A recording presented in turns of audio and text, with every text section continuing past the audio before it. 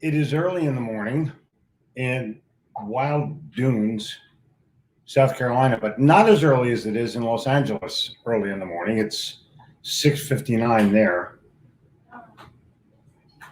Or if you're on the West Coast, whatever. In Doug Wingville, I think it's 2 hours earlier, maybe 3 hours earlier, not really 100% positive, but it's morning here. It's a gorgeous day. It's 80 something. It's just, I went out and got my vitamin D. I have an app that measures how much vitamin D I get. Is that crazy or what? So, as we get listeners this morning, something really important I need to tell you. I made the mistake this morning of listening to a sales experts podcast. And I was somewhere between disappointed and infuriated at not only how wrong the message is, but how they're telling other people that it's the right message and it's screwing them up. It gives them the wrong path. And then I went back and reflected even further that that's how I got my whole career started. There's something in the Charlotte Observer that was stupid. I called them up. I reamed them out. They came over to my place. They wrote about me. And that's launched my writing career, even though I didn't write it. I realized I was a better writer than the guy that wrote it.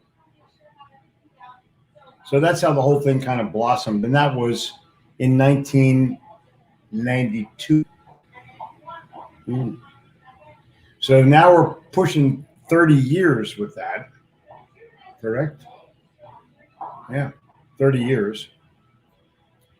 And I listened this morning to people, a marketing guy and a sales guy, talking to one another about pretty much gibberish and bullshit about how they convey their message to a salesperson who then conveys it to an audience.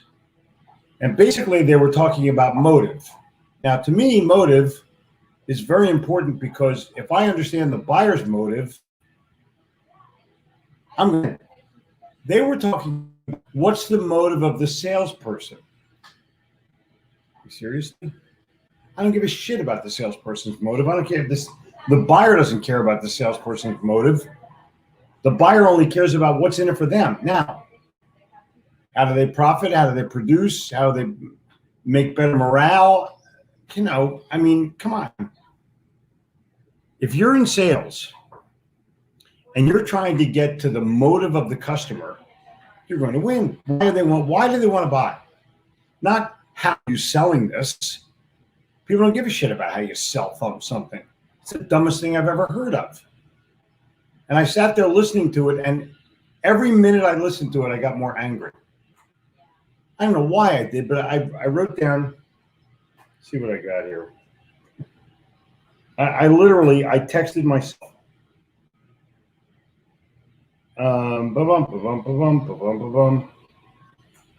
It's not your sales motive, their buying motive. Oh. Think about that. You have to go into the sales call prepared for the customer. But more important, you have to ask questions that uncovers their reason for buying now and in the past. If you understand why they bought before, and then you understand what happened afterwards, what the outcome was, that's going to define it for you. Doesn't matter what you think. It doesn't matter what your sales motive is. It only matters what their buying motives are. Are we clear on that? And anybody that tries to tell you different is an idiot. A non-understanding of sales moron, which is what I saw this morning. Morons. They left out one key word in their entire process: value, or perceived value. They're so interested in making a sale, and in terms of the buyer, like, what the fuck is that? And the answer is, you have to coordinate your message with their thoughts and perceptions. Don't get me started. Anyway, that's the message of the day. I'm glad we're here. It's kind of fun. And I'm only challenging you that I've made millions and millions of dollars worth of sales in front of people in New York City based on that principle.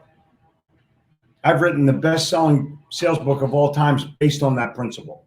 So they can't say I'm full of shit, but I can say they are, and I can mean it. Anyway, Mazda Man was first this morning. You can now, think about that. The year is halfway over. Oh my God. Time for a mid-year review. Many of you are blaming slower sales on summer season and people being on vacation, people not working on Friday so they can take a long weekend. I refer to this as summer whining. Jen and I did our podcast yesterday about that very thing. No one's around. It's the holiday. Someone's around, and you got to find them. It may be harder to dig and find them, but when you find them, they're open.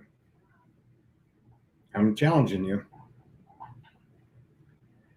Humor is by far the most significant activity of the human brain. No argument. If you do not use humor in your sales presentation, you'll not be significant to a buyer. That is correct. This is how I discovered that. In 1967, I was in the Goethe Institute in Berlin, Germany, learning German. And I realized that the hardest thing to do when you learn a foreign language is make someone laugh. Unless, of course, you say the wrong thing. They're laughing at you, not with you. But humor is the highest form of our language. Get to the highest form, and you'll get to the customer's wallet. Get to the highest form, get to humor, because humor leads to wallet. Humor leads to wallet. Yes, there's steps in between. I'm just giving you the big picture. Cool? It's usually powerful to tell a potential how I helped XYZ. Similar situation. Yes, it is. But not until you know why you're telling that, because if it's not something that relates to them, they don't give a shit. Think about it. Terrence, to you too. Brian, to you too. One's salvation could only be brought about through his own efforts. Boom. And all the people that are good morning, good morning. I want to, it's important. It's very, very important that you and I are on the same wavelength in these morning meetings. And I think that you have to understand that selling is not just a process. It's a matter of uncovering. It's detective work. Selling is uncovering facts, info, and ultimately motive.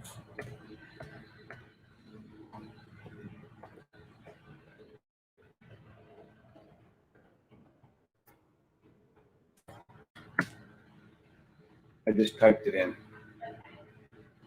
I can't believe how stupid people are. Well, the salesperson's motive. The salesperson doesn't matter. He could send his slides in advance. He doesn't need to be there. COVID has proven that.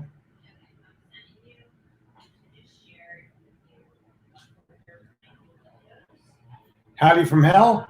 Before a man can swim, he must first have gone into the water.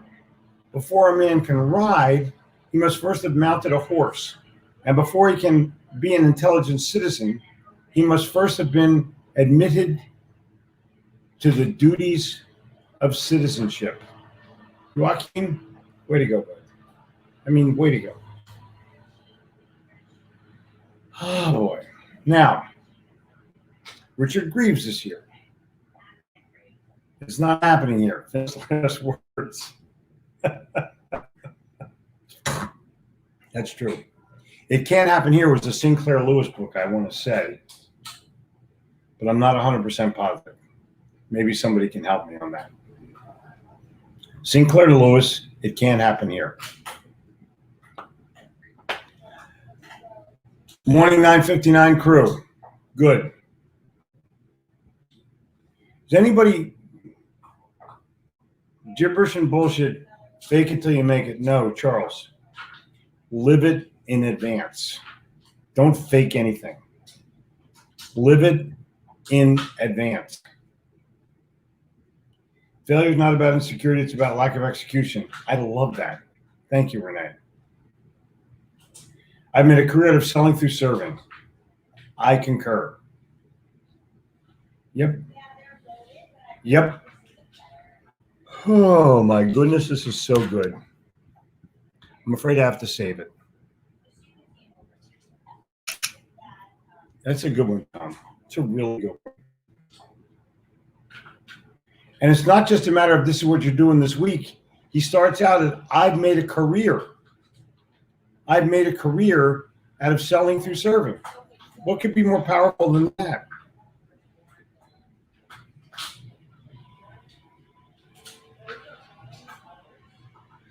Yeah. First, as always, and the only place that counts, Yardley, Pennsylvania. Oh, my goodness. The best things in life aren't things. Art Buchwald passed away several years ago. I used to read his article every day. It's funny as hell. Literally funny as hell. Sneed I, the consumer is generally reacting to vanity, fear, or greed. That is 100% correct. Actually, it's 1,000% correct. Fear, greed, and vanity drive every television commercial and every internet message. That's all I'm saying. Top of the morning. Mary, top of the morning to you too, honey. Brynne, how are you? Detach from what the customer is worth to you and attach to what you're worth to the customer. Very, very. Is that your quote, Brynne? If it is, put your name to it. Please. That's really good. Really, really good. Brynne and I are going to be hanging out doing something for Selling Power. And it's always a pleasure to work with Brynne. She's a genius. LinkedIn genius. Oh my goodness. So Zach's Hamburger is closing tomorrow. Oh no. Oh, I won't even be there. That's too bad. They always had good hamburgers. Prep the night before for their buying motive. Yeah, I think though, Joe, sometimes you have to be prepared to ask the questions that uncover the buying motive. So I want to know, have they bought your stuff before? And if they did, what happened? What was the good of it? What was the bad of it? Would you buy from that guy again? People don't like to be sold, but they love to buy. You are correct, young lady. You are totally correct, young lady. Oh my gosh, look at all these people. Find out why people buy. Correct. Booker? Saying good morning to everybody. I like it. Christy, how are you? Okay, so there's an implied interest or curiosity for what I represent. But let's say I'm asking open-ended questions and working to understand buying motives now and in the past. What happened? How do I get the customer to open up and give me more insight when they're a closed book? Christy, you're trying for the sale too soon. Open the book by building some kind of rapport, something interactive, something that you both know about or like. You don't do that, they're going to stay closed with you forever.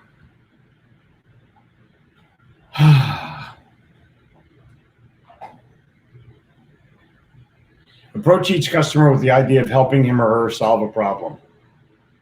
No. No. Approach each customer with the idea of finding out what their issues are. You don't need to solve a problem. You may not be qualified to solve a problem. It may be none of your business what their problems are. What keeps you up at night? None of your business. Go away. So I want you to think about it this way, Craig. You develop rapport with somebody, and then you can start to ask them about what's been your experience with. Once you understand what their experience has been, then and only then can you begin to ask them about their issues, not their problems, not even achieving a goal. You have to understand what their issues are. And the only way you get that is by building rapport to gain a little bit of trust. Got it? Unbelievable. Now you're talking, Craig. Now you're talking, bud. I'm so happy for you. Totally deserve it. Exactly. Benner, where's the beef? It's in the buying mode. More sales are lost by selling than any other sales error. That is a classic. Oh, I said it. Love these things. Thank you very much. Thank you.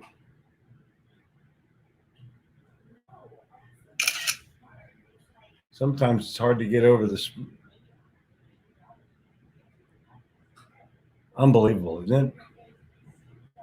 Yeah, these are good. These are really, really, really good this morning.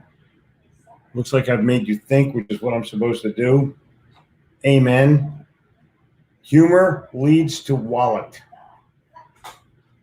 Boom. Humor leads to wallet. The picture is fuzzy, but your message is clear. People hate to be sold, but they love to buy. Weak salespeople are looking for a magic bullet, an incantation, a self-fulfilling mindset. The great Dan Altmeyer. Good morning, bud. Customers want to talk to you. Exactly.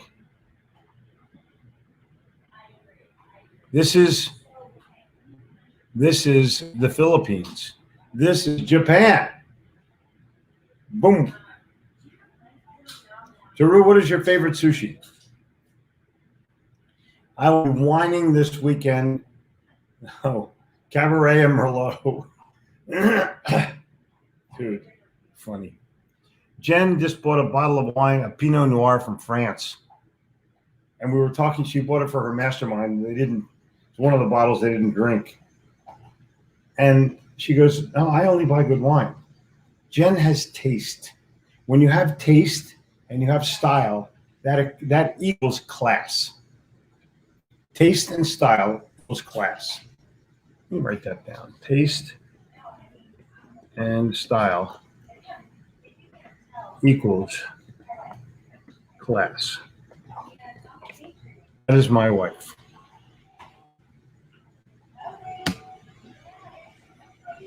Unbelievable, huh? So we're down here in Wild News. We went to the farmer's market yesterday. Peaches, corn, you name it, so good. We had them steam a pound of jumbo shrimp. They weren't really jumbo; they were just big. We ate them all sitting there. We ate every one of them sitting there. Here's the secret. Help the client get their desired outcome. Exactly. That is the secret. Mauritius is here. That makes me happy. It was slapstick humor on the Ginza line that made the most memorable moment my last trip to Tokyo. Cool. The Gitomer's family is here. That is correct, Frank. Now, still working on my humor. No, that's cool, but you're funny. And everybody on the 959 knows you're funny, and they like it. Nothing makes a client feel better than a warm smile and some mutual laughter. That's important. Mutual. So much wisdom you bring to us. Thank you. Boom. Yeah. Mary, good morning. Craig, be the Columbo of sales. Concur. Selling is uncovering facts, info, and ultimately motive. I'm saving my own damn slide. Isn't that crazy?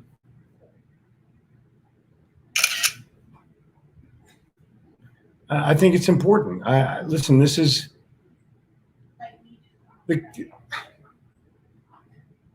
if the salesperson has a motive, it's to find the customer's motive.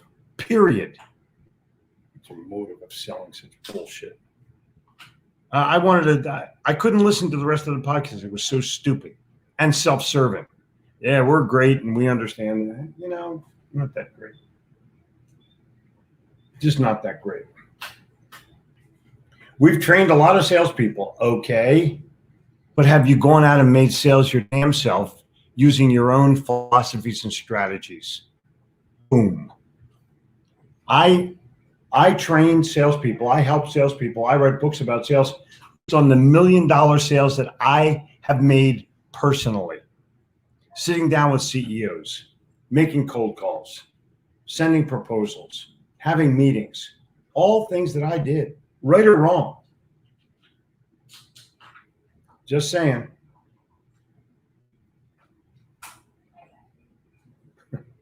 Thank you.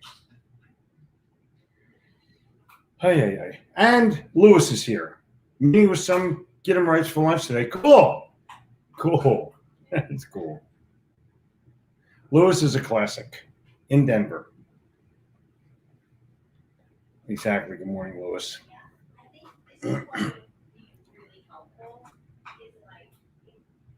Yep. Love your passion with idiots who don't understand the sales process and customers' motives. It's sad. Some salespeople are going to go, yeah, that's it. And they're not going to win. All right. Living in advance. Gold. Exactly. Peter, you show up. That's important.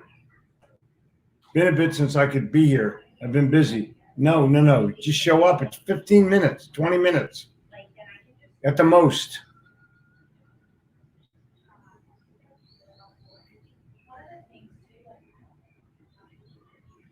I was remembering the Charlotte Observer guy who turned you down. I know. Is that funny or what? People are smart. They're the smartest people in the world. They don't understand opportunity. They only understand present situation. Ooh. There's a difference, a big difference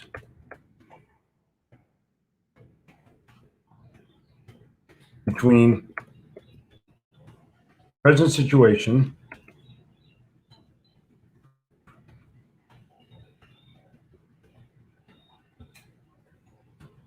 and opportunity.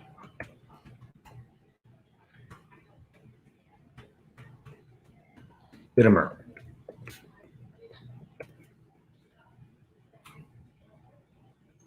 There you go. I just posted it. Thank you, Richard. Like they understood their present situation, but they didn't understand the opportunity of having me help them. They're only looking at their shit. And by the way, the Charlotte Observer is clinging on to dear life. With the death of newspapers, puppies will have no place to be housebroken.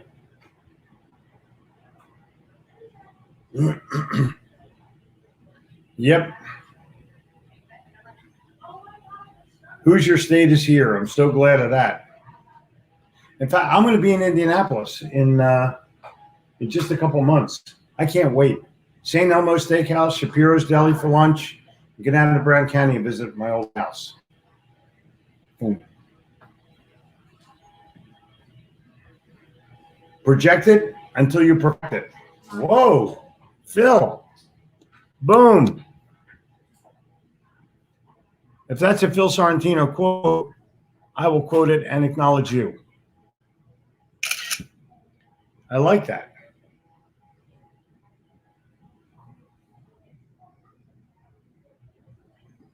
That's phenomenal, actually. Hate to say it, but it is. Copy that one, you guys. Had a long talk at 5:30 a.m. at my gym with a workout friend about the legendary work ethic of Kobe Bryant. What better conversation to have when the sun is rising to get me in the right frame of mind? Yeah.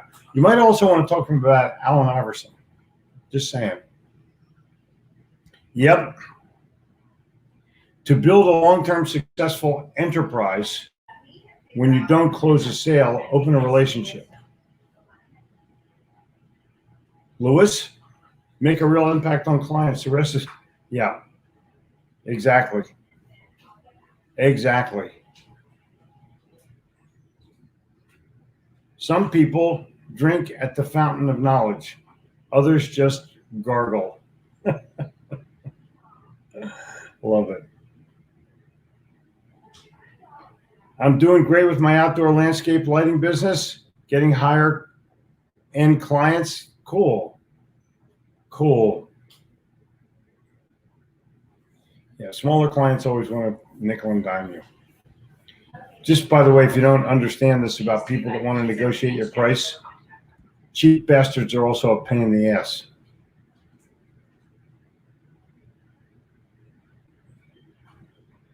Yep. Good morning to you, AJ. While reading the line in Napoleon Hill's timeless classic Think and Grow Rich, we become what we think about, Nightingale experiences aha moment, the discovery that thoughts are things with very real effects, to have concrete goal in your mind. Good morning, Thomas. In front of Ben Gay III. The guy was a pretty interesting guy, but kind of a hoodwinker. Good guy, though. Wrote a couple of books on closing. And there you are. And Williams is here. Yes, I can time my sales of what I've learned from you. Thank you.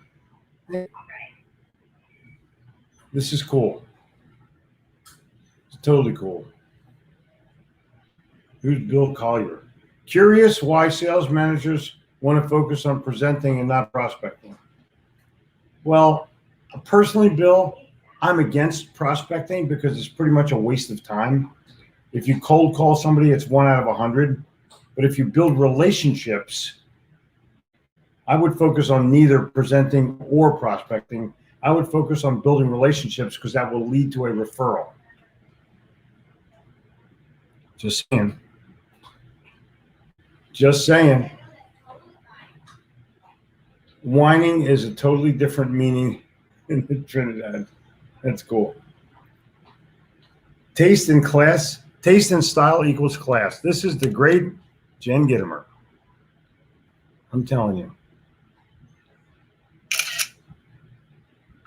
This is so powerful today.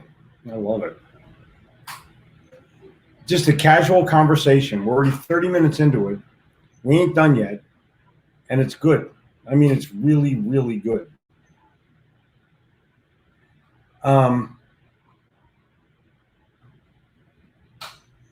Closing off June like never before. I'm loving it. Way to go, bud. I don't think end of the month. I think end of time. I just have never thought, oh my gosh, I close out the quarter. I just build relationships. The reason people close out the greetings to, come on, let's get together this week. Get with Jen. I'm here till the 7th or 8th. As Rodney Dangerfield said in the movie Back to School, come see me when you have no class. Yep. Sneed is definitely a hoot.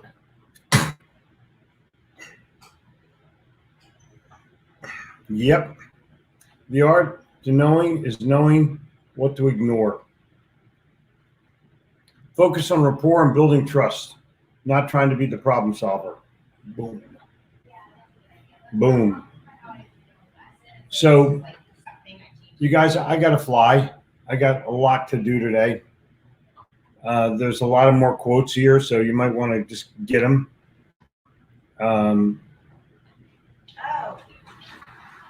Just page through them till you're done. And see you tomorrow morning. The Insiders Club is tomorrow. Wednesday, Thursday, yeah. Let me go to banners and go to Insiders Club tomorrow morning. Okay, let me do that. And I'm Boom. gonna get to my meetings and then Now we're talking. And I think that you'll find a whole host of other things in the Insiders Club. Deeper message tomorrow. Stay tuned. Cheers. Bye. B-U-Y. Why they B-U-Y. Bye-bye.